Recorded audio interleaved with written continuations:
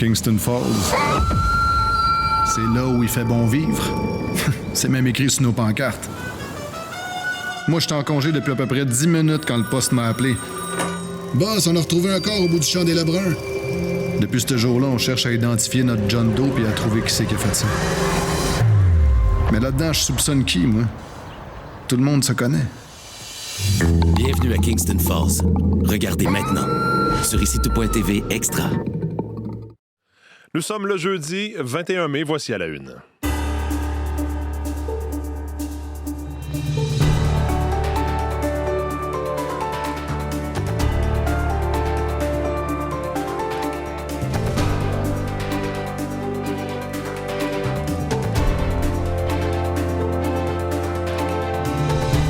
Bonjour, bon jeudi, bienvenue à l'émission, c'est Mathieu Bellumeur au microphone. Merci d'être avec nous pour une nouvelle édition d'À la Une en ce jeudi 21 mai.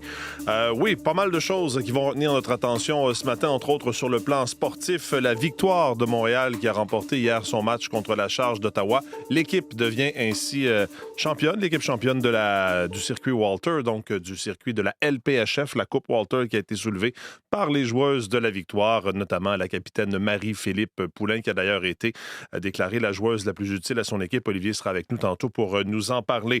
Jean-Philippe Robillard va revenir sur cet épisode d'hier. Un avion d'Air France, un vol d'Air France qui a été dérouté vers Montréal, qui se dirigeait vers les États-Unis, mais qui a été dérouté vers Montréal à la suite du refus d'entrer sur le territoire américain en raison d'un ressortissant congolais à bord. Il y a un lien évidemment avec l'épidémie d'Ebola en République démocratique du Congo. Donc le vol a atterri à Montréal. On a fait des tests sur le patient à l'aéroport de Montréal qui était asymptomatique et il a été donc replacé sur un avion. Et de retour en France, Jean-Philippe va nous expliquer les détails autour de ça. Qu'est-ce qui s'est passé exactement et pourquoi cet avion a atterri à Montréal? Il sera avec nous un peu plus tard. Tour de table avec les collaborateurs. Julie-Jasmine Boudreau aux actualités culturelles, Olivier Pellerin au sport et Véronique Méran à la météo. Bonjour. Bonjour. Oui, autre nouvelle importante dans le secteur culturel, Julie-Jasmine, on a appris ça hier soir. Gilbert Rozon a finalement renoncé à son droit d'appel dans donc, le procès au civil intenté par le groupe qu'on appelait les Courageuses. Les Courageuses, c'est ça. Il y avait 9 demanderesses. Alors oui, elles recevront la somme de 930 000 $. Alors c'est dire que là, l'entente, elle est convenue, conclue et rendue publique. Alors voilà, c'est la fin d'une très longue saga, hein, si on remonte. Dès les premières révélations là, qui dataient de 2017, il y avait eu un procès au criminel. Maintenant, il y a eu cette poursuite au civil. Mais là, c'est bel et bien terminé. Parfait, on va y revenir en détail un peu plus tard. Parlons maintenant de sport. Secondes. La rondelle qui est en zone neutre. 3 secondes. Et voilà, c'est fait. La victoire de Montréal remporte la première. Oui, alors Olivier, c'est fait. La victoire de Montréal. La Coupe à Montréal, c'est fait. Ouais. La Coupe Walter. Donc, la victoire championne de la LPHF. Et elles ont tranché le débat de belle façon hier. 4-0. 4-0, Ben oui. Une victoire décisive. On a parlé beaucoup de ces prolongations, de ces matchs disputés, ces matchs qui se terminaient par seulement un but d'écart. Hier, on n'a pas laissé de doute. La victoire de Montréal a certainement été la meilleure équipe sur la patinoire et la meilleure équipe aussi de cette finale, première finale de la Coupe Walter pour la victoire. Et les voilà déjà championnes. L'héroïne de la soirée, c'est Abby Rock, cette nouvelle acquisition qui s'est amenée avec l'équipe avant le début de la saison et qui a marqué 2 fois hier. C'est elle qui a un peu ouvert les eaux, qui a donné le chemin pour ses coéquipières durant la rencontre. Elle a marqué en deuxième période, puis en troisième période, alors que la victoire de Montréal était en désavantage numérique. La capitaine Marie-Philippe Poulain, qui a fait un peu d'interférence, était au banc des pénalités. Et Abby Rock a aidé de Laura Stacey, qui a plongé pour permettre une sortie de zone, a patiné, débordé l'attaquante de la Charge d'Ottawa pour se présenter devant le filet et d'y aller d'une belle manœuvre pour marquer le deuxième but. Et on a senti à ce moment-là que ça a vraiment mis de la pression sur la Charge d'Ottawa qui tentait de trouver des moyens pour marquer, puis rien n'allait. Et la victoire de Montréal a poursuivi son travail. Maggie Flaherty et Lina Ljungblom ont marqué les 2 autres buts pour assurer ce titre à la victoire de Montréal. Donc, c'est la première pour Montréal. Marie-Philippe Poulain, vous l'avez dit, Mathieu, a été nommée joueuse par excellence des séries éliminatoires avec 8 points, 2 buts, 6 passes. Et elle a été effectivement le moteur de cette équipe. Son retour au jeu aussi sa blessure, le fait qu'elle ait joué blessée, assurément amoindrie par une blessure au genou, peut-être que ça a influencé aussi la décision de ceux qui auront donc donné leur vote pour ce titre de joueuse par excellence. Anne-Renée Desbiens méritait très certainement aussi ce titre parce qu'elle a été fumante lors de plusieurs rencontres en séries éliminatoires. Donc, allons déjà écouter la gardienne de but qui nous parle de cette victoire. Beaucoup de palpitations, je m'en tirerai pas. On est une équipe, on a gagné en tant qu'équipe aujourd'hui, tout le monde a contribué. Je suis fière de l'avoir fait avec ce groupe-là. On est des battantes, on s'est battus jusqu'à la fin. Chapeau à Ottawa pour la position qu'ils ont donnée aussi, mais à la fin de la journée, c'est la meilleure équipe qui a gagné.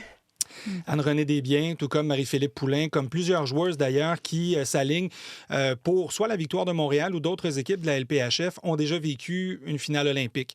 Peut-être une médaille d'or, une médaille d'argent, une victoire en championnat du monde, mais jamais elles avaient eu la chance de remporter, dans le cas d'Anne-Renée Desbiens, de Marie-Philippe Poulin, ce titre, ce trophée de la Coupe Walter. Et ça occupait une place bien spéciale hier sur la patinoire après la rencontre. C'est assez haut au sommet. Je dirais que médaille d'or puis une Coupe Walter, c'est pas mal ce qu'il y a de plus haut. Puis j'ai été choyée 2 fois de partager ça avec Marie, avec Laura, avec des coéquipiers exceptionnels. Donc, c'est un moment spécial pour nous. Allons donc écouter l'avis de la joueuse par excellence, Marie-Philippe Poulin. C'est haut pour l'instant, là, pour être honnête, avec tout ce qui s'est passé. On la voulait depuis le début. Daniel a fait un job extraordinaire à porter des filles d'un petit peu partout. Donc, le vouloir, c'était vraiment d'apporter la coupe. Puis, tu sais, on l'a fait en groupe. Ça, c'est quelque chose d'exceptionnel. Fait que fait très du bien. Et si je peux me permettre, c'est une soirée émotive aussi parce qu'il y aura expansion de la LPHF. Il se pourrait qu'il y ait des coéquipières qui se sont alignées pour la victoire de Montréal, qui changent de camp cet été. Donc, elles pourront vivre ça ensemble, cette Coupe Walter. Pas de détails pour l'instant. J'ai hâte de voir quels sont les détails par rapport au défilé, comment on s'organisera pour aller célébrer. Ma fille me posait la question. Papa, est-ce qu'il va y avoir une parade? Puis je veux y aller. Préparez-vous, on aura les détails dans les prochaines heures, assurément. On va laisser à l'équipe la chance de peut-être se réveiller, fêter encore un peu ce titre, mais ça fera beaucoup réagir. Donc voilà, cette première coupe à Montréal. Reste à voir maintenant ce que le Canadien fera ce soir parce que c'est l'ouverture de cette finale de l'Est contre les Hurricanes de la Caroline. Je vous rappelle que le match est à 20h ce soir, heure de l'Est. Et en terminant, les Golden Knights de Vegas disputaient, eux, leur première rencontre de finale de l'Ouest contre l'Avalanche du Colorado. Victoire de 4-2 des Golden Knights. Petite surprise hier. Donc, on suivra ce match ce soir impliquant le Canadien. Très content pour les Marie-Philippe Poulin, Anne-Renée Desbiens, qui étaient là, qui ont tout gagné sur la scène internationale, qui étaient là avant la création de la LPHF. Il y avait peut-être un peu moins de lumière sur le hockey féminin. Et là, qu'elle puisse remporter la Coupe Walter, c'est vraiment Ce n'est qu'un super. premier pas. Oui, et voilà. Merci beaucoup, Olivier. Salut, bonne journée. Prévision de la météo. Oh, c'est tout un changement de régime par rapport à ce qu'on a connu hier dans certains secteurs. C'est pas si chaud. Non, c'est pas si chaud. On a bien senti la transition vers l'air frais hier. La masse d'air qui s'est asséchée. Les températures qui ont chuté. Bon, Montréal, quand même, un confortable 7 ce matin. Il y a du 1-2 degrés dans les Laurentides. On est sous 0 par endroit, entre autres pour les secteurs de l'Abitibi, nord de l'Ontario également. Avec cette fraîcheur, toutefois, un ciel qui s'est bien dégagé. Alors quoi, une belle journée. Beau et frais aujourd'hui et demain. Je dis frais aujourd'hui, mais ça restera quand même 13 à 16 degrés. La normale est autour de 20-21 pour cette période-ci de l'année. La nuit prochaine, on demeurera autour de 7 à Montréal, mais l'Estrie, Laurentides, Québec, l'Outaouais, 1-2 degrés. Donc, des possibilités de gel localisées. Beau temps vendredi, le mercure remonte, 18-20 degrés. En fin de semaine, je dirais que la meilleure des 2 journées sera celle de samedi, assurément. Avec une partie de la journée bien ensoleillée, les nuages progresseront en après-midi. Les températures avoisineront encore la vingtaine de degrés.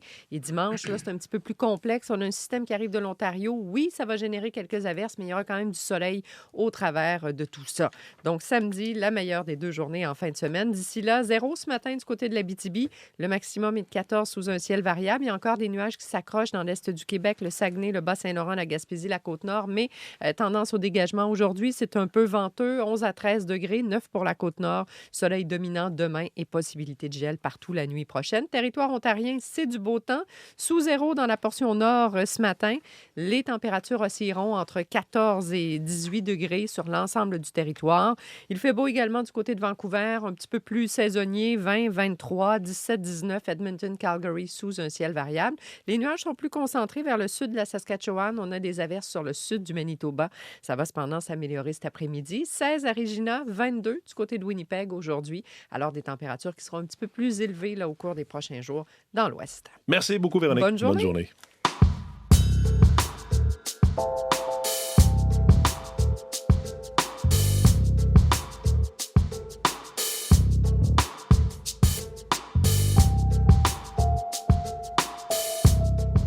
À la une des différents quotidiens, il est question de cette victoire donc de l'équipe montréalaise et de ce trophée de la Coupe Walters soulevé par Marie-Philippe Poulin et ses coéquipières avec éclat, titre la presse de ce matin, qui nous parle également de Montréal qui nage encore dans le brouillard. C'est en lien avec une fuite d'eau majeure en 2024. Vous allez peut-être vous souvenir de ces images, un immense geyser en plein centre-ville de Montréal, bris d'aqueduc, donc tout près du pont Jacques-Cartier en 2024. L'enquête a été confiée à une firme d'ingénieurs qui coûtera plus cher alors que les réclamations judiciaires frisent désormais les 90 millions de dollars. C'est ce qu'on apprend dans un avis publié par la Ville de Montréal, par le comité exécutif. L'administration Martinez-Ferrada autorise une dépense additionnelle de 86 000 dollars pour déterminer la cause du bris de la conduite d'eau en question. Donc, on ne connaît toujours pas la cause. Ça va coûter plus cher de mener donc cette enquête pour comprendre ce qui s'est passé. Vous avez les détails dans la presse de ce matin. En une du Devoir, il est aussi question de cette Coupe Walter remportée par l'équipe montréalaise dans la LPHF. Sinon, on parle d'inscription auprès d'un médecin, davantage de primes et moins de vérifications, titre Le Devoir. Québec facilite la vie des médecins de famille dans un sprint pour inscrire des patients d'ici le 30 juin, parce qu'il y a toute une offensive d'inscription qui est en cours par les omnipraticiens depuis l'entente avec le gouvernement. Donc, Québec a décidé de lever le processus de validation des inscriptions. C'est un processus qui permettait quand même d'éviter des erreurs et donc là, il pourrait peut-être y avoir davantage d'erreurs. C'est ce qu'a constaté Le Devoir. Il y a déjà eu des irrégularités de la sorte. Le Devoir nous dit que la presse rapportait, par exemple, qu'un homme avait été mis au courant de l'inscription de sa femme qui était pourtant décédée. Une dame de 99 ans qui était inscrite auprès d'un médecin de famille. Or, elle n'en avait pas besoin. Elle était suivie en CHSLD. Donc, il y a des inquiétudes sur la levée de ces processus de validation. Vous pourrez lire ça dans Le Devoir de ce matin. Le Journal de Montréal et le Journal de Québec soulignent également le premier championnat pour les hockeyeuses de Montréal, donc de la victoire. Et on nous raconte une histoire. C'est un proprio sans scrupule, écrit le journal, qui devra verser 62 500 $ à des locataires qui l'a évincé. Il a repris la maison pour la vendre à gros prix, malgré le cancer d'un de ses locataires. On parle d'un propriétaire de mauvaise foi, condamné donc à verser plus de 62 000 $ pour avoir jeté à la rue ou en tout cas évincé ses locataires en Montérégie. Donc, le but, même si ce n'était pas ce qu'il avait dit à ses locataires, c'était véritablement, a conclu le tribunal administratif du logement, une reprise de la maison pour la rénover et la vendre à fort prix. Vous pourrez lire l'histoire dans le Journal de Montréal et dans le Journal de Québec de ce matin. Sur le site de Radio-Canada, on parle de la formation ou d'informations de courte durée qui ne régleront pas la pénurie d'enseignants. C'est ce que disent deux études. Je vous rappelle que le ministère de l'Éducation du Québec avait appuyé ou avait mis en place une formation accélérée pour que des gens soient qualifiés comme enseignants, enseignantes. Or, il y a des études qui sont publiées qui portent sur ces formations courtes en enseignement qui ont été développées ces dernières années par la CAQ qui mettent en lumière un potentiel effet contre-productif de cette approche. La première étude conclut qu'il pourrait y avoir des effets indésirables en aggravant la pénurie d'enseignants qualifiés au lieu de la résorber, comme l'espère le gouvernement avec ses formations accélérées. Article de Fanny Bussière-McNicol à lire sur le site de Radio-Canada ce matin. Puis je termine avec le Globe and Mail qui fait aussi sa une avec la Coupe Walter, donc remportée par la victoire de Montréal, mais qui nous dit également que les forces armées canadiennes ont demandé du personnel militaire de la région de la capitale nationale, donc de la région d'Ottawa, de retourner certains matériels qui est en leur possession parce qu'on craint une pénurie pour des équipes, pour des bataillons ou des équipes qui pourraient se déployer à l'extérieur du pays. Donc, une pénurie de matériel à lire en une du Globe and Mail de ce matin.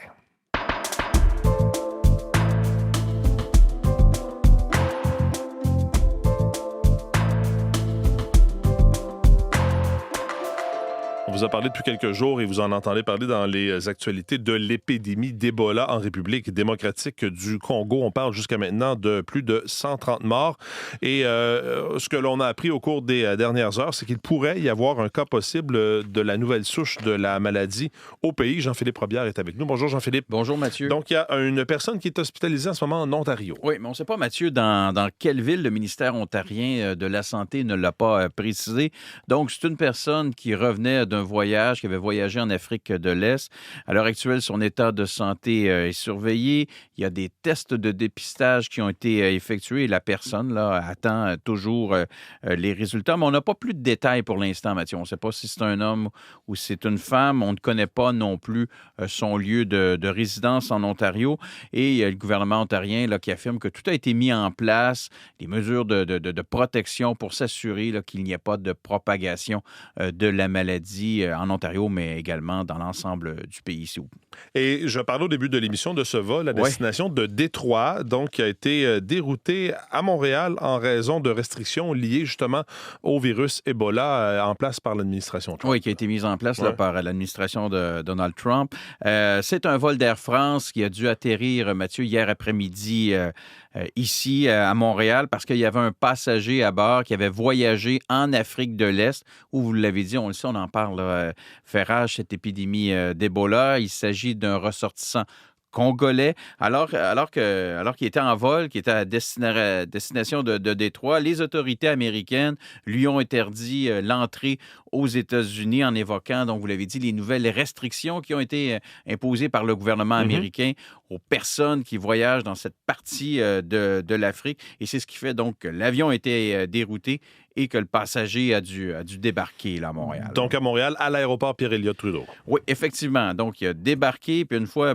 sur place, donc, il a été pris en charge par l'Agence de santé publique du Canada. Il a été examiné, Mathieu, par un agent qu'on appelle un agent de quarantaine.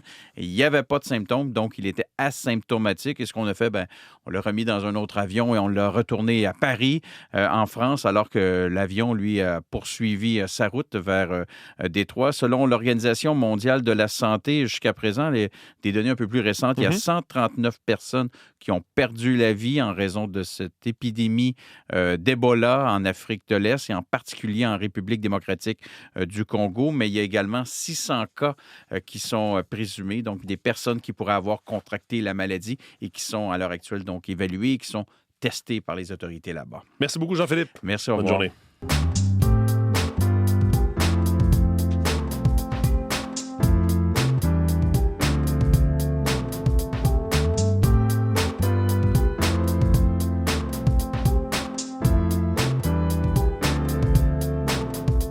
Julie Jocelyne Boudreau est de retour en studio avec nous. Donc oui, Gilbert Rozon, on a appris ça hier soir par voie de communiqué, qui renonce à son droit d'appel dans la cause contre les courageuses. Exactement. C'était en fait une poursuite au civil. Il va payer 930 000 $ aux 9 femmes, les courageuses. Donc, bien sûr, c'est la fin d'une très longue saga. Souvenez-vous, en mars dernier, la juge avait conclu que Gilbert Rozon avait agressé sexuellement 8 des 9 demanderesses. Et on savait que Gilbert Rozon pouvait porter plainte, mais hier soir, dans une entente rendue publique, là, il y renonce, tout comme d'ailleurs les demanderesses. Elles renoncent aussi donc au fait de porter la décision en appel si elles jugeaient les sommes attribuées trop petites. Je vous rappelle qu'elles réclamaient au tout départ, bien sûr, 14 millions de $. Alors voilà, c'est vraiment la conclusion de cette histoire dans cette saga judiciaire, bien sûr. Une présumée victime de Patrick Bruel qui a témoigné à visage découvert. Exactement. Elle sort de l'anonymat. C'est une Belge, une attachée de presse. Elle s'appelle Karine Viseur. Et dans son témoignage ce matin sur France Inter, elle raconte comment s'est déroulée sa rencontre avec lui en 2010. Elle accompagnait pour la promotion d'un de ses films. Elle avait alors 38 ans. Patrick Bruel va m'enfermer dans les toilettes pour essayer d'atteindre plus d'intimité avec moi en me caressant. J'essaye de le repousser. Il gardera toujours un sourire ponctuant de « mais je sais que tu vas aimer ». Il est persuadé en fait que la proie que je suis devenue est à lui et qu'il s'en sert comme il désire. Alors, au moment des faits, elle avait porté plainte. Elle avait ensuite retiré sa plainte parce qu'elle se disait qui suis-je pour oser porter plainte contre un personnage autant adulé. Mais finalement, elle a été encouragée par les divers témoignages. On le sait, il y a une trentaine de femmes, bien sûr, qui ont porté plainte contre lui ou en fait qui se sont dit victimes de lui. Et elle a dit, tiens, je vais porter plainte à nouveau. Puis là, il y a une enquête belge. La justice, en fait, belge a une enquête en cours.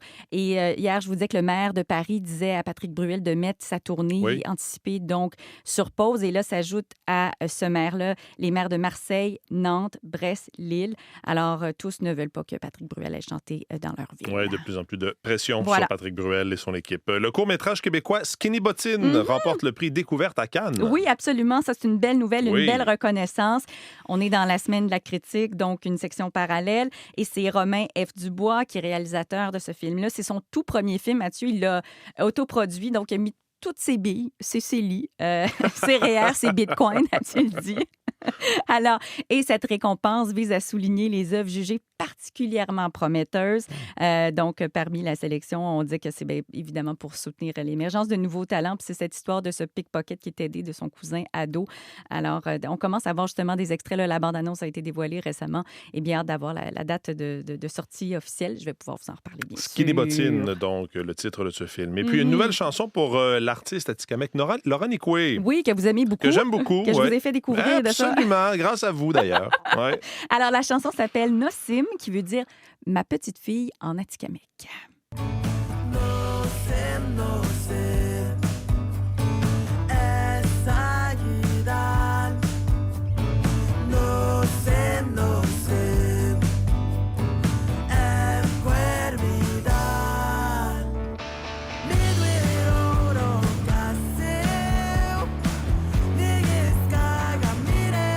Nouvelle chanson qui annonce un nouvel album? Exactement, ça va sortir en novembre prochain.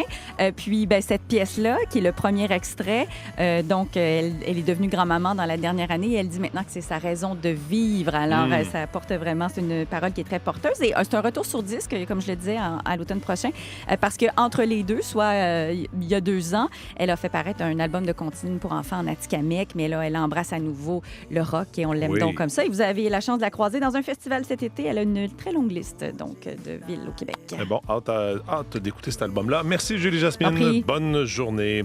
Marie-Michel Borduas est maintenant avec nous pour ce qu'on va surveiller aujourd'hui. Bonjour Marie-Michel. Bonjour. Alors, la Russie et la Chine qui expriment leur solidarité envers Cuba. Des réactions qui surviennent au lendemain de l'inculpation par le département américain de la justice de l'ancien président Raúl Castro. C'était en lien avec la destruction de 2 avions civils il y a 30 ans.